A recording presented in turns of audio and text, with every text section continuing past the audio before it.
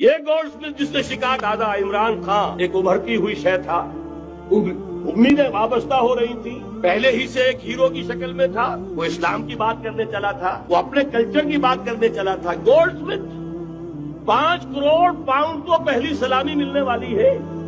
یہ قیمت کس سے کی دی جا رہی ہے؟ غور کیجئے، اگر وہ سارا سازشی کردار جو یہود کا ہے وہ سامنے ہو تو ہر شے آپ کے سامنے بالکل ٹرانسپیرنٹ نظر آئے گی۔ آپ دیکھ سکتے ہیں کہ اصل میں ہو کیا رہا ہے، جس کا شکار ابھی آپ کا عمران خان بھی ہو گیا ہے۔ کل جمعے میں مجھے اس کے بارے میں گفتگو کرنی ہے۔ وہ آرڈر آف دی الومناٹی 1776 میں قائم کیا گیا تھا، یہودیوں کی سازش، وہ آج تک چل رہی ہے۔ آج بھی یہودی ہے کہ جو اسلام کا خاتمہ اور مسلمانوں کو اپنے کمی کاری بنانے کے لیے ایک پورے ورلڈ آرڈر کا نقشہ بنا کر آ چکے ہیں، اور آج در حقیقت آپ کا اصل دشمن، میں بالکل اتفاق کرتا ہوں مولانا سے، اصل دشمن نمبر 1 میرے اور آپ کے اندر موجود ہے، میرا اور آپ کا نفس۔ اصل دشمن یہ ہے، نفس ما ہم کم طرف فرعون نیست لیکن اورا عون ایرا عون نیست۔ اور دوسرا خارجی دشمن سب سے بڑا یہودی، لیکن یہ کہ اس وقت کے اور اس وقت کے حالات میں ایک بڑا فرق واقع ہوا۔ مجھے اقبال کے وہ شعر یاد آ رہے ہیں، دنیا کو ہے پھر مار گئے روح و بدن پیش، تہذیب نے پھر اپنے درندوں کو ابھارا، اللہ کو پامر دیے مومن پہ بھروسہ، ابلیس کو یورپ کی مشینوں کا سہارا۔ وہی تاریخ ستیزہ کار رہا ہے ازل سے تا امروز، چراغ مصطفی سے شرار بولہوی۔ تو دنیا کو ہے پھر مار گئے روح و بدن پیش، تہذیب نے پھر اپنے درندوں کو ابھارا، اللہ کو پامر دیے مومن پہ بھروسہ، ابلیس کو یورپ کی مشینوں کا سہارا۔ میں جس فرق کی طرف اشارہ کر رہا ہوں ذرا اس پر غور کیجئے۔ جس وقت یہودی حضور صلی اللہ علیہ وسلم اور صحابہ کرام کی مخالفت کر رہے تھے، ان کے اور عیسائیوں کے درمیان دشمنی تھی۔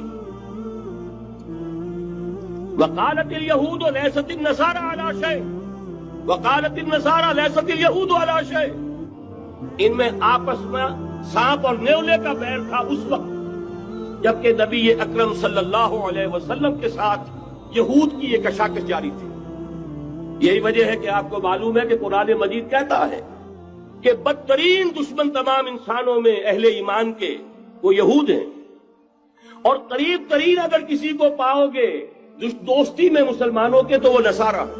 سورہ مائدہ کی آیت ہے، وَلَتَجِدَنَّ أَشَدَّ النَّاسِ عَدَاوَةً لِلَّذِينَ آمَنُوا الْيَهُودَ وَلَتَجِدَنَّ أَقْرَبَهُمْ لِلَّذِينَ آمَنُوا مَوَدَّةً لِلَّذِينَ آمَنُوا الَّذِينَ قَالُوا إِنَّا نَصَارَى۔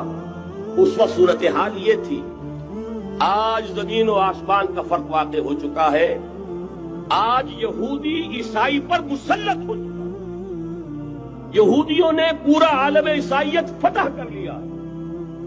آج پورا عالم عیسائیت یہودیت کا اعلی کار بن چکا ہے۔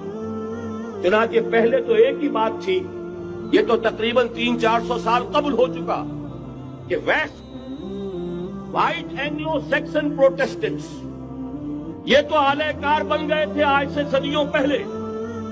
انہی کے ذریعے سے یورپ کے اندر انہوں نے سود کی اجازت حاصل کی، انہی کے ذریعے سے یہ ساری فحاشی اور یہ ساری عریانی کا جو بازار گرم کیا، یہ در حقیقت آزاد خیالی، لبرلزم، حریت فکر، حریت عمل۔ میں آزاد ہوں، میں ننگا جانا چاہتا ہوں بازار میں، آپ کون ہوتے روکنے والے؟ آپ اپنی آنکھیں بند کر لیں۔ ہم آزاد ہیں، ہم 2 مرد ہیں، شادی کرنا چاہتے ہیں، شوہر اور بیوی کی حیثیت سے رہنا چاہتے ہیں، آپ کون اعتراض کرنے والے؟ یہ سارا یہود کی سازش۔ اور آپ کو معلوم ہونا چاہیے جب تک پوپ کا کنٹرول تھا یورپ پر، یعنی ابھی کیتھولک جو عیسائیت ہے وہ غالب تھی، اس وقت تک پورے یورپ میں سود حرام تھا، کہیں انٹرسٹ کا کاروبار نہیں ہو سکتا تھا۔ یہ پروٹیسٹنٹس کے ذریعے سے اس کی اجازت حاصل کی، نتیجہ یہ نکلا علامہ اقبال شاعر مشرق اس صدی کے آغاز میں گیا تھا یورپ، اور وہاں جا کر اس نے دیکھ لیا تھا فرنگ کی رگے جہاں پنجے یہود میں ہے۔ معاشی اعتبار سے یہودیوں نے پورے یورپ کے اوپر اپنا تسلط قائم کر لیا تھا، اور یہ یہودی کون تھے؟ راکسچائلڈز، گولڈسمتھس۔ بہرحال مجھے جو دوسری بات کہنی تھی وہ یہ کہ یریدون لیطفئوا نور اللہ بافواہہم، اس وقت بھی یہودی تھا، آج بھی یہودی ہے، لیکن فرق یہ واقع ہوا ہے کہ اس وقت یہودی کے کنٹرول میں عیسائی نہیں تھے، بلکہ 1200 برس تک یہودیوں کے اوپر ظلم و ستم بلکہ ہوتا رہا عیسائیوں کے ہاتھوں، پورے یورپ میں پرسیکیوٹڈ تھے۔ انہیں اگر کہیں سہارا ملا مسلمانوں کے ذریعے سے اسپین میں ملا ہے۔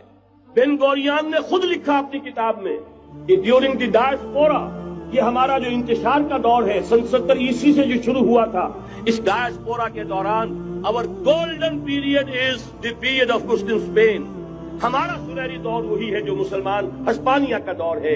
انہیں آرام ملا، انہیں پروٹیکشن ملی، انہیں عیش ملے، اور وہیں سے انہوں نے عیسائیت کے اندر نقب لگا کر اور وہاں سے اپنے راستے پیدا کیے۔